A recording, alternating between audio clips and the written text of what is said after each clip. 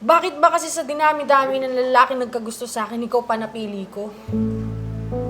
Palagi na lang tayong ganito. Away dito, away doon.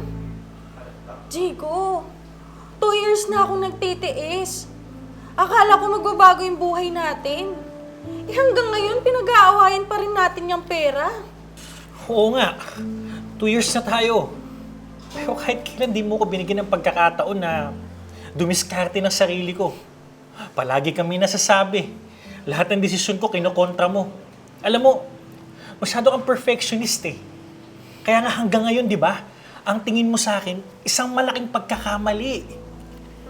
Oo, palagi akong ganito. Alam mo kung bakit? Kasi wala kang tamang desisyon, Jigo. Palagi kang palpak. Kaya dapat palagi kang pinagsasabihan. Hindi ko nga alam kung bakit ako pinaparusahan at ikaw yung napili ko eh. Ang dami-daming nagchat-chat sa akin, ang dami-daming kumakausap sa akin. Kung gugustuhin ko, pwedeng-pwede kitang palitan, Jigo. Pero hindi ko ginagawa. Kasi hindi ako cheater. Kaya ngayon, gusto kong sabihin sa'yo ng personal. Sawang-sawa na ako. Itigil na natin to. Hindi ikaw na perfect. Ikaw na yung laging tama. Alam mo, naiintindihan ko naman kung bakit ka nagkakaganyan eh. Kasi, sa sobrang taas ng pangarap mo, sa ganitong lalaki ka lang bumagsak. Alam ko naman na nahihirapan ka na eh. Pero mahal kita, Leia. Handa akong harapin lahat ng hirap, basta kasama kita. Pucha! Anong sabi mo? Hirap? Ikaw na lang. Mandadamay ka pa talaga eh, no? Ang kapal ng mukha mo. 2 years na ako nagtitiis. Puro na lang tiis naririnig ko sa'yo. Magtiis? Hanggang kailan, Jigo? Hindi ko pinangarap tumanda na mahirap. At lalong hindi ko pinangarap na makasamang walang kwentang lalaking katulad mo. Kaya iiwan na kita. Leia, naiintindihan ko naman kung bakit gusto mo tapusin itong relasyon natin eh. Pero ito lang ang gusto kong intindihin at tandaan mo. Wala akong binabalik ang ex ko.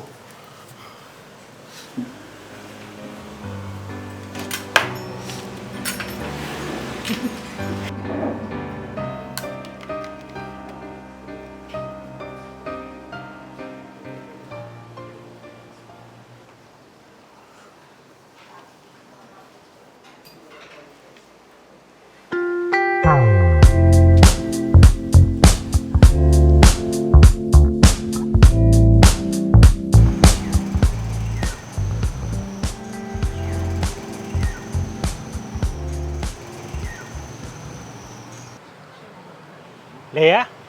Ikaw ba yan? Kamusta ka na? Anong balita sa'yo? Jigo? Ikaw ba yan? Ibang-iba ka na. Muntik na kitang hindi makilala. Ikaw, anong balita sa'yo? Alam mo ba, nabalitaan ko, buntis ka na daw. Masayang-masaya ako para sa'yo kasi sa laki ng pangarap mo, malamang sa malamang maganda na yung buhay mo kasi kung ano man yung pangarap mo, malamang narating mo na yan. Nakita nga kita eh, kasama mo yung batchmate mo, yung seaman. Ako? Hindi eh. Ganun pa rin ako. Sa katunayan nga ay iniwan ako nun pagkatapos niya akong buntisin. Kaya nga nakunan ako sa sobrang stress. Pero okay naman na ako ngayon tsaka may trabaho na ako. Pasensya ka na, natanong ko pa. Ganun pala yung nangyari sa'yo simula nung nagkahiwalay tayo.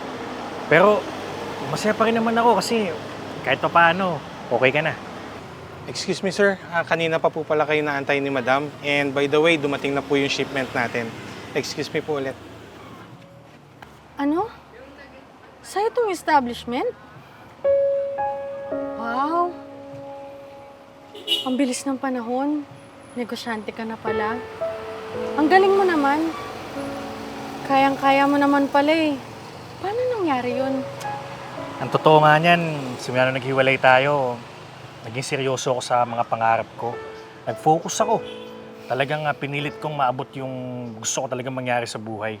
Sa totoo nga niyan, magtatayo na ako ng second branch ko. Hi, babe! Oh, may bisita ka pala. Siya nga pala si Lea. Leia! Alright! Finally, Leia! Nice to meet you. Alam mo, madalas kitang makita sa Facebook memories ni Jigo eh. But, he never talk about you. Anyway, you're so beautiful in person, ha? Babe, excuse me lang ha, kasi kararating lang ng shipment namin eh. So, medyo busy. So, maybe later na lang, ha? Sige. Yeah. Nice meeting you again, ha? Bye. Babe, later ha. Tulungan mo ako sa loob. Bye.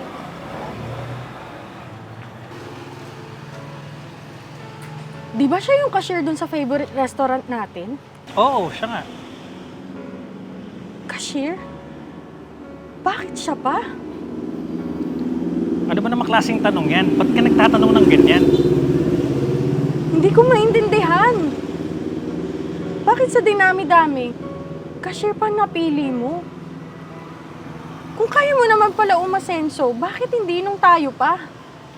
Naririnig mo ba yung sarili mo, Lea? Bakit? Mas maganda ba siya kaysa sa akin?